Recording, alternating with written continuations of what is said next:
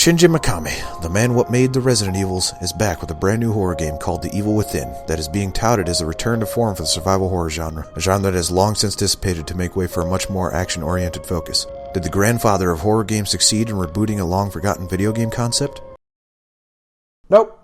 If you have any intention on buying The Evil Within, even though you shouldn't, and care if moments of it get spoiled for you, even though you shouldn't, stop watching this video now, even though you shouldn't.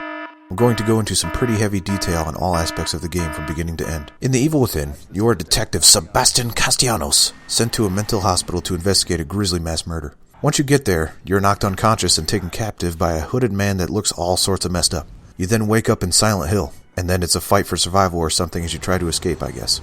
If it seems like I'm rushing the plot, I'm not. I'm putting as much effort into explaining it than the game does. In fact, I'd wager to guess that my explanation will take longer than most of the story in the game. What I mean by that is the story is very convoluted and poorly told. Most of the story is told through loosely related cutscenes, and some weird conversations you see between ghosts or memories or something. You also find the occasional audio log from Ruvik, the aforementioned hooded weirdo that gives background information. Here's what I think happened. Basically, Ruvik was burned horribly when he was locked in a barn when a bunch of townspeople came to burn it down for revenge to his parents for buying up all the land around the town. His sister, Laura, who was in the barn with him, didn't make it out alive. This caused Ruvik to snap. And, start researching brain science. Because nothing says I lost my sister like cracking open a neurology book. Apparently the death of his sister eventually led to him snapping and killing his parents for some reason that is never explained. Ruvik is then able to inherit his family's fortune because the cops ignore it for reasons that are never explained. Just like the cops ignore the burning of the barn that's never explained. And Ruvik uses the money to donate to a mental hospital in exchange for test subjects. The motivations for Ruvik actually doing these experiments and the way in which the mental hospital is able to bypass the legal system to donate live test subjects are, you guessed it, never explained. After a while, Ruvik's research gets too advanced and a doctor by the name of, I can't remember but looks like Anthony Hopkins so maybe Lecter, wants to steal it for his own. He enlists the help of some agency or something and steals Ruvik's research. Now it's possible I zoned out, but it's more likely that the game just didn't explain it very well. I'm not exactly sure what happened to Ruvik after that. Based on the ending, it seems as though Ruvik was killed and his brain was used to further the research that he started. That research, by the way, have you seen the movie The Cell? It's that. It's a lot like that. Basically, it's a machine that connects brains together and forces them to share thoughts and memories. My guess is that he wanted to try and keep getting information about the research out of Ruvik's brain, but it seems like the doctor continues to connect mental patients' brains to that of Ruvik's. Leslie, one of these patients, seems to be the key to escaping Ruvik's brain, as he has seemingly done so before. So where does Sebastian come into play? That's a great question. My main theory is that Ruvik's spirit, who has made it clear wants to escape into someone else's body, is looking for more capable bodies to escape into, and thus captures Sebastian and his crew and hooks him up to the machine. This is the only possible scenario that I could come up with that connects Sebastian to any of this, but if this is accurate, it doesn't make any logical sense for many reasons. 1. If Ruvik's ghost has the ability to manipulate the outside world, why does he need a body to control? 2. If he did need a body, why didn't he just take the body of any number of people at the mental hospital? 3. If he does indeed want to use Sebastian's body, why does he spend the vast majority of the game trying to kill him when it is made clear at the end of the game that if you die in the dream world, you die in real life? 4. At the end of the game, it's heavily implied that Ruvik succeeds in taking over Leslie's body.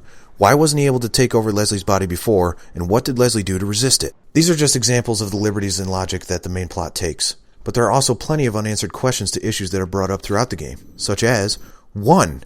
Throughout the game, you find and read over a dozen journals that chronicle several years of Sebastian's life. He becomes a detective, he gets married, he has a baby, and the baby dies in a fire. How is that related to Ruvik or the plot in general? Your guess is as good as mine because none of what you read in those journals is ever brought up in the context of the game. 2. Early on, you're given the impression that there is an infection going around that turns you into the Los Ganados. It is also heavily implied, read explicitly mentioned, that Sebastian and his partner are infected with it. Based on the nature of what is actually happening, it doesn't make any sense other than that they are dreaming about being infected. After a while, they just straight up drop it and never mention it again. 3. Why does this guy matter? 4. What does this nurse chick have to do with anything? I know what you're thinking, though. Randy, the story doesn't matter as long as it's scary and fun to play. Is it? Nope. The game takes place, presumably, in Ruvik's brain, although on first playthrough there's no way of knowing that. As such, each level is, again, presumably, constructed by him to screw with you. Most of the levels are based on something from Ruvik's past. If I felt like Ruvik had any actual reason to screw with Sebastian, this might be a cool idea. A villain constructing an obstacle course of death for his nemesis based on his crappy upbringing. Knowing what we know about the story, though, it doesn't make any sense for him to do this. In fact, the game doesn't even want to seem to make sense. Each level goes for a set length of time until it abruptly stops in the middle of a hallway and you're thrown into a new environment. Just cuz.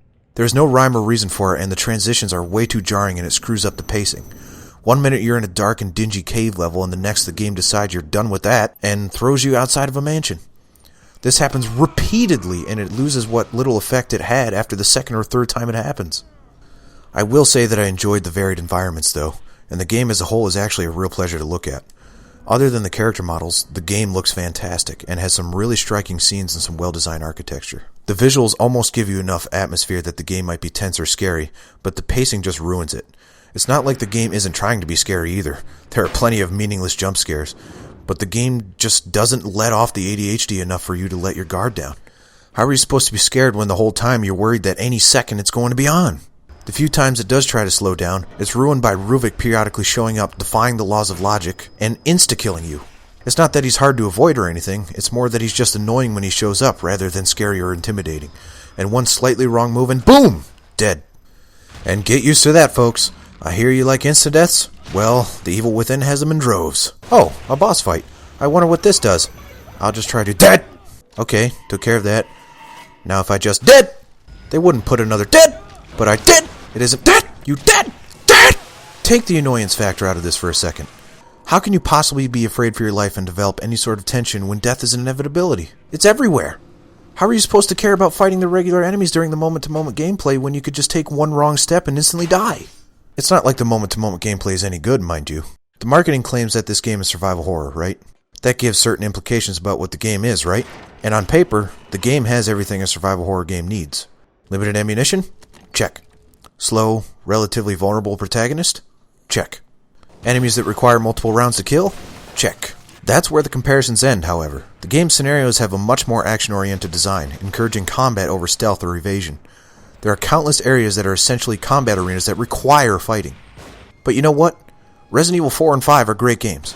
It's not the end of the world if the Evil Within has more in common with those later entries than those of the original games. But the combat sucks! The shooting feels god-awful. Headshots aren't satisfying so much as relieving that you don't have to fight that enemy any longer. Sebastian can't aim a gun to save his life, and often misses when the reticle is right on the enemy. That, in conjunction with the fact that ammo is limited, makes the combat more groan-worthy than it is exciting and fun. I only briefly touched on the stealth because there are very few sections that actually use it.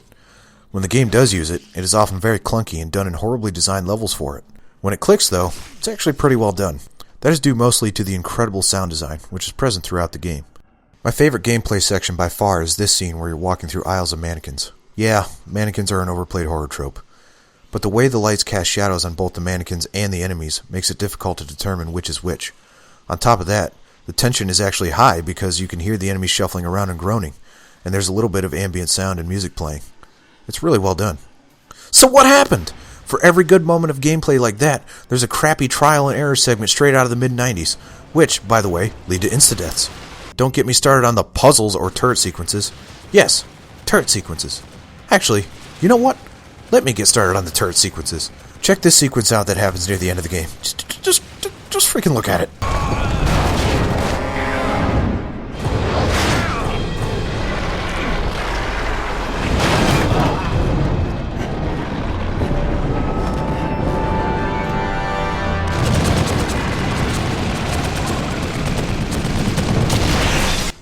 Yep.